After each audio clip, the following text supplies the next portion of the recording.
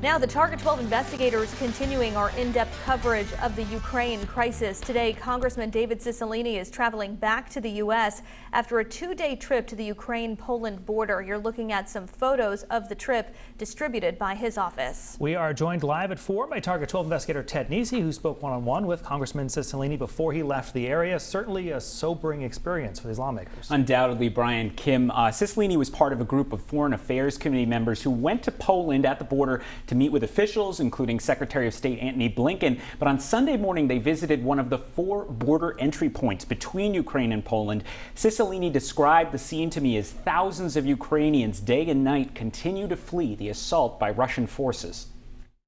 Mostly women and very young children, because the men are required to stay behind to fight.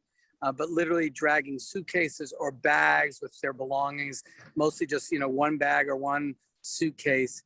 Many crying because they've just said goodbye to their husbands or fathers. It was just impossible to describe the misery and the fear. Cicilline said the governor of Lviv, a city near the Polish border, actually came to see the lawmakers after hearing they were there to thank the U.S. for its assistance, but also to plead for more help. The bipartisan group also met with a group of refugees, that meeting an emotional one. They all expressed gratitude to the United States for what we're doing. They were worried about what was going to happen to their country. Many of them had family members that were still in Ukraine. Some of them had no idea where they were going because they didn't have any place to go. They just knew they had to leave. There was not a single member of our delegation who by the end of this trip was not in tears at the border.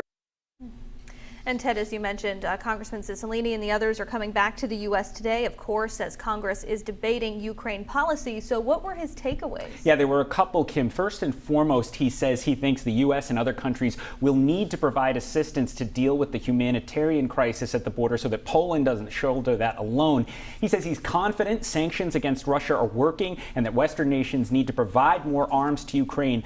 But like other lawmakers, he ruled out a no-fly zone as too dangerous. Of course, 12 News will continue tracking the latest developments in Ukraine, also in Washington throughout the week. Target 12 investigator Ted Nesi, as always, thanks for joining us. Good to be here.